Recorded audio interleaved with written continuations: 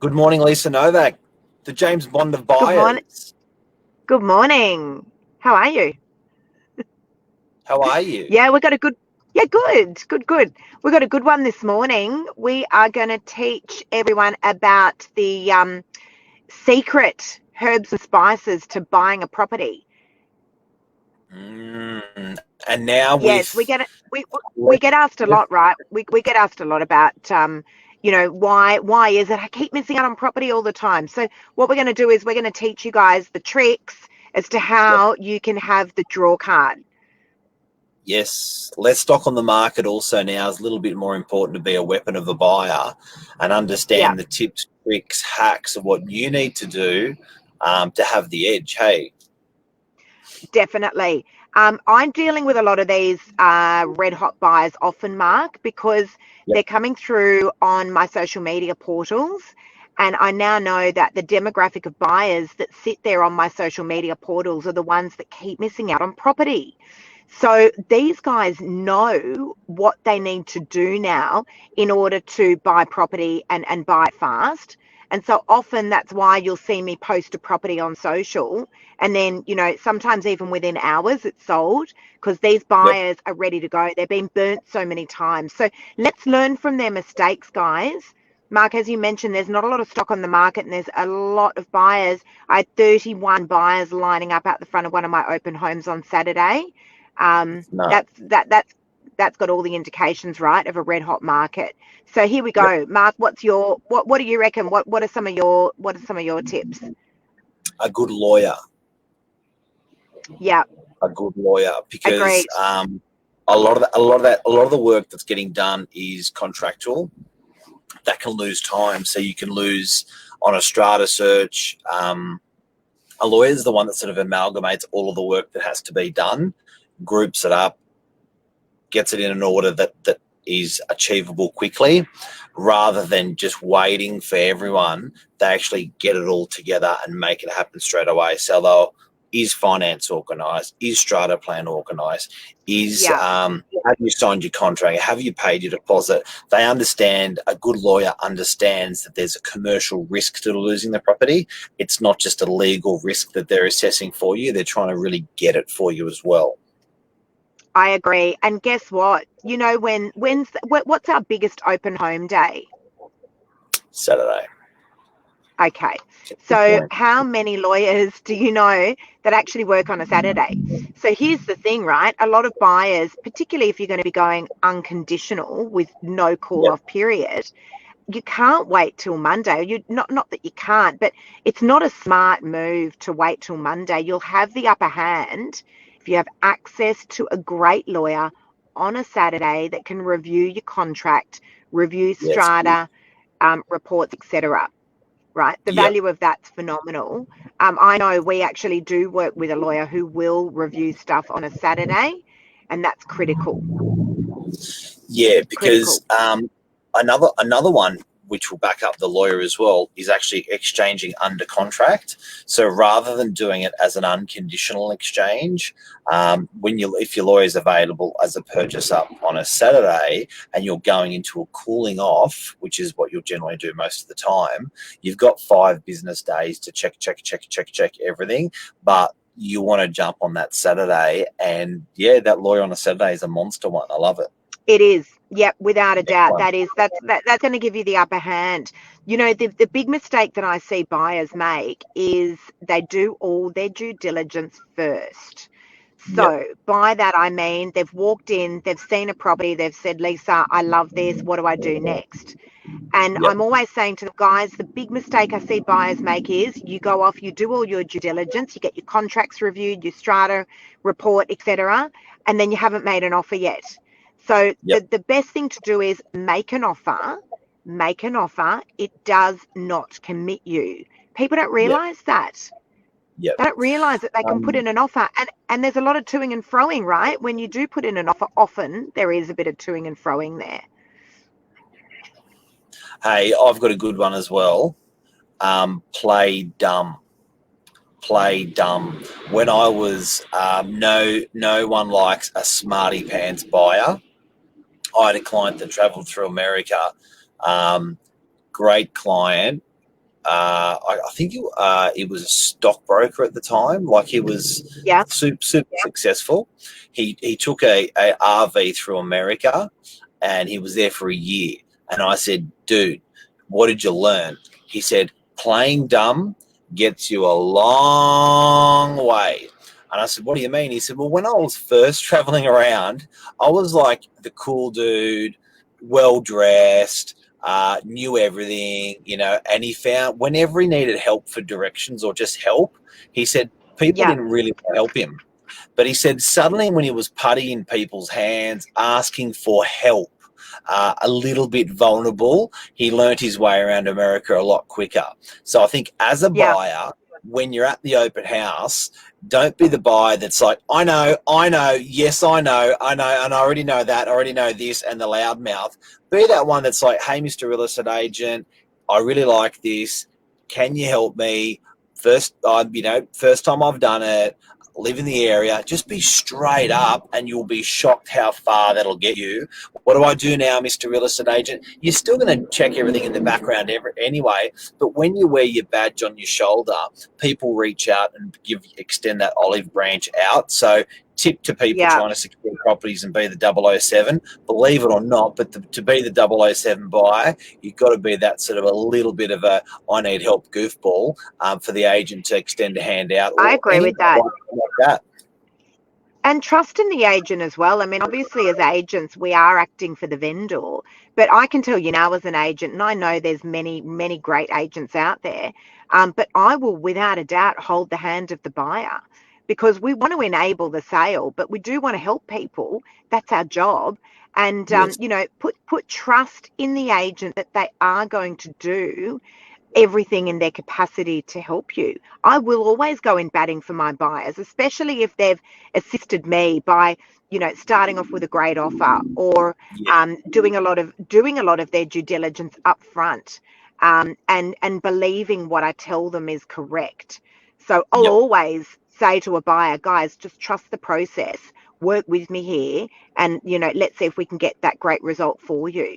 So trust the agent. I think that's a big critical Even thing. if you don't Buyers are want always it, skeptical. Yeah, even that's if you it. don't, You know, yes, yeah, you got that's to. right. Unfortunately, they're That's holding the right. card. They are the dealer at the casino. So unfortunately, just bite your tongue a little bit and just get the property. Yeah. Other The double other O. one, Yep.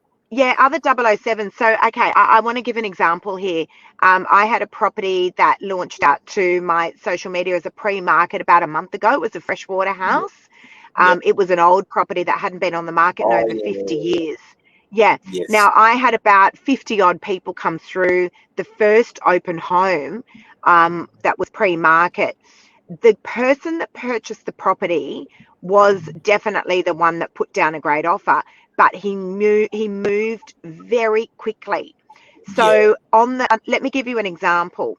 On the Monday morning, this purchaser waltzed in with a signed contract, with a 10% deposit check, with Yeah. a great offer, and so No we got cooling that off. over the line. No No cool cooling off. off. No, That's this one pretty went ballsy. unconditional. Yeah. Well, obviously he'd done his due diligence over the weekend, had a great lawyer, what we've just Yep. mentioned, had Yep. everything reviewed, and was ready to go unconditional, no cool off period. So he Yep. really trumped every other buyer. The vendor was extremely happy. It gave her the security that she needed. All right. That's a big So thing that's as another. well. So That's like a yeah, real that's another 007 thing. move. What happened there, Mark? I just missed you. I just lost you there. It is. Yes, it is. It's a 007 move, without a doubt. So, look, the person that Loaded is gun, ready to able, go. Yeah. absolutely, yeah, the person that is able to trump all other buyers by going unconditional, coming in with your contract signed, putting down your Yeah. 10% deposit check. When we put that in front of a vendor, Mark, Yeah. it's extremely appealing. It's Yeah. extremely It's huge. appealing. What other tips? So we got lawyer, we got play dumb, we got loaded gun, just going hard on it as soon as you can, sign contract, check, and when things like that. What other tips would you Yeah. say would makes that buyer a cracker and gets that property. So we forgot. You always hear people complaining about, hey, I just missed another property. I just missed another one. How's this happening to me? These are the tips we're sharing this morning and what people have got in common that grasp that property. Okay. So I've got two more things. One is the F word, finance. Yes. Finance. Yes. Finance. Right. Now, here's the thing. A lot of buyers are walking around going, yeah, I'm ready. And I go, oh, great, you've got all your finances approved. You're all pre-approved and ready to go. No, we've just started the process. Guys, make no mistake, financing is hard at the moment. Yep. It is taking time. It doesn't matter who you are and who you're with. It's taking a long time. Make sure you are walking around with pre-approval, because if you're not, you are about 4 weeks away from effectively being able to make an offer on anything. Yeah. So you can get, just to be clear for people that are buying, you can get a pre-approval that lasts for 90 days if you have not found a property. So the pre-approval will be subject to you finding a property. They pre-approve all your documentation, you or your partner, you or whoever you're buying with, give you the thumbs up. They'll actually give it to you in writing. So a pre-approval is in writing. So don't just take a broker going, yeah, mate, she'll be right. In writing. Then what happens is all you do is you get a bank valuation. So a bank valuation will take 2 or 3 days and you're done. That's called unconditionally approved after they've done the valuation. So there's no conditions to your approval. You're ready to fight. And it seems to be that going through a great broker is a lot more of it's a speedier and more seamless process rather than going direct to the bank. All right. Now, you guys have got to go with whoever you feel comfortable with. But from what we see, right, it's the broker that seems to be getting things done a lot faster. A great broker. Absolutely. Mark, anyone's got any questions, last one, throw them at us. If anyone's got any questions that's watching, we're happy to answer them live. What's the last one, Lise? Is speed. Speed. Ooh. Okay, now, often the person that will move the fastest, and again, this is often where I do a lot of my pre-markets, because these buyers are moving faster than the others. So again, just going back to what I said before, the buyer that doesn't put in the offer first and does all their due diligence and then comes back to us in a week and says, all right, I'm ready now to put an offer in. It's like, okay, guys, it sold 5 days ago. Move quickly, guys. Don't kid yourself. Do not listen to what the media is saying about property. You know, we're validating and verifying the fact that the market is moving and it's moving fast. Buyer numbers are huge. So you need to be moving fast on your feet with offers and your due diligence. And you know what? Moving fast is for free. It's for free. And you can actually pull up stumps until you've put ink on the paper. So don't feel like it's all going too fast, because you can still pull the pin at the end. Just go hard. You know, it's much more heartbreaking not to actually get the property because you haven't been speedy than to be speedy and then pull out at the end. You know, at least you've had that probability of securing much higher. Yep, I agree. So I think just from the top, guys, you can put in an offer, and that does not commit you to buying a property. That's the number one thing that you should be doing. If you love a property, put an offer in and then move quickly with getting your due diligence done. You can secure the property once an offer has been accepted. A lot of people don't realize this, Mark. Once an offer has been accepted by a vendor, you can secure that property on a 0.25% deposit.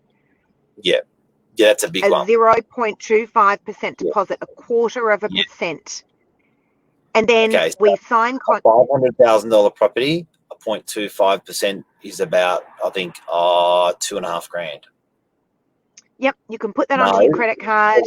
$1,250. Yes, $1,250. How much? Yeah, $1,250. Yeah. Property $500K. Yep. Correct. So Yeah. vendor signs the contract, purchaser signs the contract. We exchange on what's called a 5-day call off, and it locks Boom. the vendor and the property into you, but Yep. you are not locked into them. You can rescind if Yep. there's something that you've seen that you don't like, perhaps in a strata report or you've got cold feet or whatever it may be. You can Simple. rescind Yep. once we've exchanged under contract, but you will forfeit that 0.25% deposit. Okay. A Now, lot of before we buyers don't realise that. all right, before we sign out, Karina's got a question. It's love to hear a discussion on real estate agents issuing guides that are consistently a lot lower than the sale price. I understand that they sometimes don't exactly know, but they do have Monday calls. They can check on people's thoughts and they don't adjust the guide. What do you think about that, Lise? Naughty. So I hear this a lot. Often I'll have buyers coming through saying, oh, but you're guiding 795. What's it really going to go for? No, that is Yeah. a realistic guide. I Okay. always use the word realistic because guess what, Mark? It Yeah. just Tell me, Lisa. pees Tell me. people off. I'm going to do a Oh, Tom Panos. I'm going to get all worked up. No, it really pees people off, and it really annoys me as well it because it breaks heart. wastes everyone's time and it breaks Yeah. hearts and it's not fair. Yeah. So, you're quite right, Karina. Sometimes these price guides are not accurate. Yeah. And then sometimes we'll see agents Well, wave the flag of the fact that, a property sold, $300,000 above the guide or above reserve. No, you were probably guiding too low in the first place. and what Karina's talking about there is baiting. That's baiting. So if you are baiting people with a price that an owner will not accept, in any industry and in anyone's world, that's wrong, because it's like a supermarket saying that they are selling toilet paper for 10% of the regular price, and you walk in and they say, sorry, we had 10 and we've sold them all. That's baiting and that's wrong. So if you do see that with agents, you can go to Department of Fair Trading and report them. The fines are massive. The agent must adjust that guide if they genuinely feel the market is above that guide. That would be offers that are coming in. So once you've had 1, 2, or 3 offers, not necessarily one, but then your guide should be within 10% of the likely selling price. So the guide on on those Monday callbacks that Karina's talking about, you should be, if you're generating offers and you're guiding 10% below those offers and you've got a couple of offers, you're starting to get into hot water, Mr. Real Estate Agent. And as a buyer, you can report this to Fair Trading. Yeah, yeah. Hopefully that's helped. Yep. 007, love it. Thanks, Tate. Hope you're well, legend. All right, I think that's a wrap, Mark. That's a wrap. Thank you, Lisa Novak. I Thank you, think that's Mark a wrap. Novak. Thank you, Thank everyone. you, Thank you, guys. Karina, for the feedback. Thank you, Tate, for the comment. And everyone's happy. Everyone's a winner. Chicken dinner. Have a great day, guys. See you, everyone. Love you. See ya. Bye. See ya. Bye-bye.